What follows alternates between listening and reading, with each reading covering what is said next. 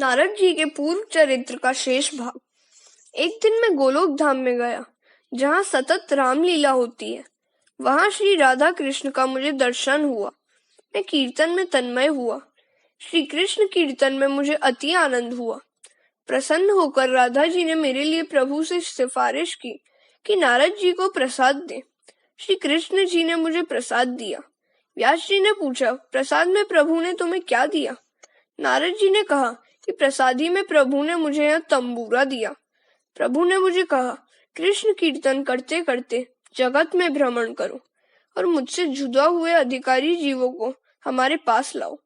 संसार प्रवाह में बहते हुए जीवों को हमारी ओर लाओ। भगवान को कीर्तन भक्ति अति प्रिय है। यह वीणा लिए मैं जगत में भ्रमण करता हूँ, नाद के साथ कीर्तन करता हूँ।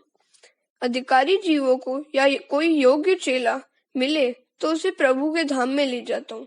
मुझे रास्ते में ध्रुव मिला, उसको प्रभु के पास ले गया। मुझे प्रहलाद जी मिले तो उनको प्रभु के पास ले गया। ऐसे जो भक्त मुझे मिले, मैं उन्हें प्रभु के पास ले गया।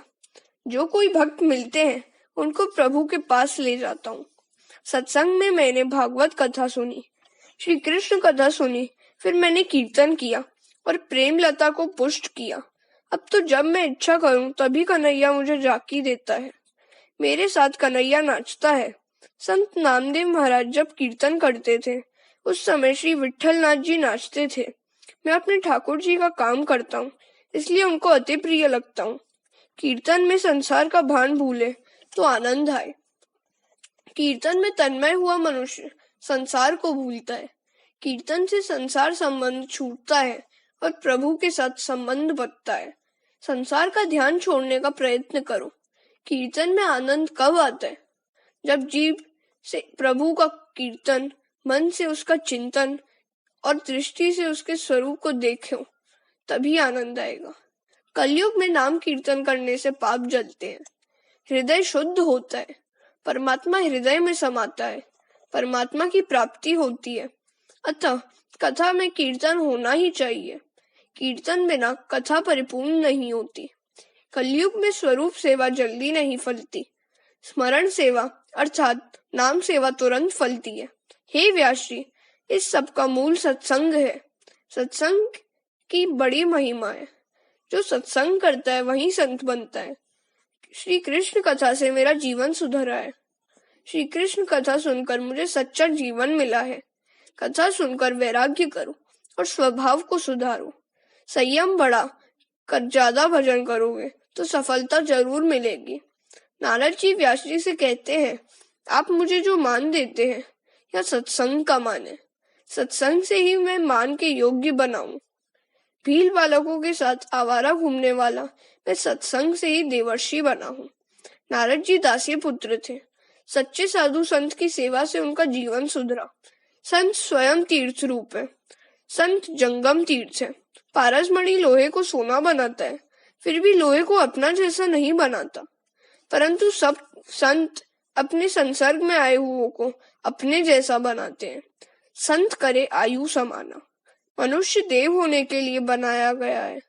मनुष्य को देव होने के लिए 4 गुणों की आवश्यकता है: संयम, सदाचार, स्नेह और सेवा। ये 4 गुण सत्संग बिना नहीं आते हैं। सत्संग का फल भागवत में बताया गया है। सत्संग से नारद जी दासी पुत्र से देवर्षि हुए हैं। मनुष्य माया का दास बना है। सत्संग से वह इससे छुटकारा पा सकता है। सच्ची भक्ति का रंग लगता है, फिर इसे प्रभु बिना चैन नहीं मिलता। नारद जी का यह चरित्र भागवत का बीजारोपण है। सत्संग और सेवा का फल बताना इस चरित्र का उद्देश्य है, अतः विस्तार किया है। हमने यह देख लिया कि जब बिना जीवन सुधरता नहीं। दान से धन की शुद्धि नहीं होती है, दान से धन की शुद्धि होती है। ध्यान से मन की शुद्धि होती है और शरीर की शुद्धि स्नान से होती है। परोपकार से भी मन की मलिनता पूर्णतः नहीं धुलती है, इसलिए ध्यान और जप की आवश्यकता है। जप करने वाले की स्थिति कैसी होनी चाहिए? श्री ब्रह्म चैतन्य स्वामी ने कहा है कि सहज सुमिरण होते हैं रोम रोम से राम। जप की प्रशंसा करते हुए गीता में भगवान ने कहा है कि यज्ञ ज्ञाना जप यज्ञोस्मि गी 10 श्लोक 24। रामदास स्वामी ने दासबोध में लिखा है कि जप करने से जन्म कुंडली के ग्रह भी सुधरते हैं। 1 करोड़ जप करने से तन सुधरता है, अर्थात आरोग्य प्राप्त होता है। जो 2 करोड़ जप करने से द्रव्य सुख मिलता है, अर्थात धन की प्राप्ति होती है। 3 करोड़ जप करने से पराक्रम सिद्ध होता है, यश कीर्ति मिलती है। 4 करोड़ जप करने से सुख की प्राप्ति होती है। 5 करोड़ जप करने से ज्ञान की प्राप्ति होती है। 6 करोड़ जप करने से अंदर के शत्रुओं का विनाश होता है। 7 करोड़ जप करने से स्त्री को सौभाग्य सुख मिलता है। स्त्री को पति सुख और पुरुष को पत्नी सुख मिलता है। 8 करोड़ जप करने से मरण सुधरता है, अपमृत्यु टलती है, मृत्यु स्थान सुधरता है। 9 करोड़ जप करने से इष्ट देवी की झांकी होती है, अपरोक्षानुभूति होती है। जिस देव का जप करते हैं उस देव के सगुण स्वरूप का साक्षात्कार होता है। 10, 11, 12 करोड़ जप करने से संचित प्रारब्ध और क्रियमाण कर्म जल जाते हैं, इन कर्मों का नाश होता है। 13 करोड़ जप करने से भगवान का साक्षात दर्शन होता है। नारद जी व्यास जी से कहते हैं कि अब आप ऐसी कथा करो कि जिससे सुनने वालों का पाप जले, उनका हृदय पिघले। आपने अब तक ज्ञान प्रदान कथा बहुत की है, परंतु अब प्रेम प्रधान कथा करें कि जिससे सबके हृदय में कृष्ण प्रेम प्रकट हो। कथा का तात्पर्य नारद जी ने बताया है। कथा सुनने से प्रभु के प्रति प्रेम जागे और संसार के विषयों के प्रति विराग जागे तो कथा सुनी कहलाए। नारद जी ने व्यास जी को ऐसी आज्ञा दी है कि कृष्ण प्रेम में लीन होकर कथा करेंगे तो आपका और सबका कल्याण होगा। व्यास जी ने कहा कि आप मुझे ऐसी कथा सुनाए। नारद जी कहते हैं, आप ज्ञानी हैं, आप अपने स्वरूप भूले तो नहीं है। आप समाधि में बैठिए और समाधि में जो दिखे वही लिखिए। बहिर्मुख इंद्रियों के अंतर्मुख करने में से समाधि ईश्वर के समीप पहुंचती है। ईश्वर के साथ एक होना समाधि है। ईश्वर में लीन होना ही समाधि है। नारद जी जब तक न मिले नारायण का दर्शन होता नहीं है। संसार में आने के बाद यह जीव अपने स्वरूप को भूलता है। कोई संत कृपा करे तब जीव को अपने स्वरूप का भान कराते हैं। व्यास नारायण को भी नारद की जरूरत पड़ी थी। इसके बाद नारद जी ब्रह्मलोक में सिधार गए। व्यास जी ने प्राणायाम से दृष्टि अंतर्मुख की। वहां हृदय गुफा में बाल कृष्ण के दर्शन हुए। व्यास जी को सब लीलाओं का दर्शन हुआ।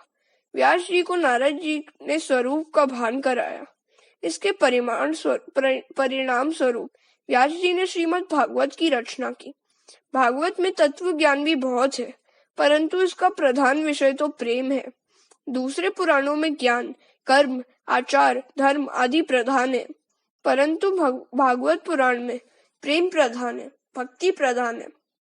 वाल्मीकि रामायण आचार धर्म प्रधान ग्रंथ है, जबकि तुलसी रामायण भक्ति प्रधान ग्रंथ है।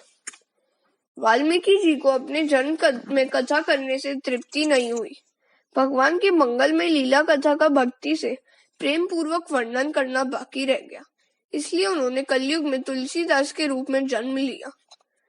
कली कुटिल जीव निस्तार हित वाल्मीकि तुलसी भयो, वेद स्वीकृत भागवत का यह फल है। यह तो सबको विदित है कि वृक्ष की छाल तथा पत्तों में जो रस होता है उससे वृक्ष के फल में विशेष रस होता है। रसपूर्ण इस श्रीमद् भागवत रूप फल का मोक्ष मिलने तक आप बार बार पान कीजिए। पिबत भागवतम रसमालयम।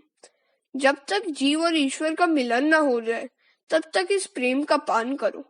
ईश्वर में जब तक तुम्हारा लय न हो जाए तब तक इस प्रेम रस का पान करो। भागवत का आस्वादन किया करो, भागवत रस का पान करो। वेदांत अधिकारी के लिए है, सबके लिए सरल नहीं है। वेदांत त्याग की आज्ञा करता है। वेदांत कहता है सर्व का त्याग करके भगवान के पीछे पड़ो, जबकि संसारियों से कुछ छूटता नहीं।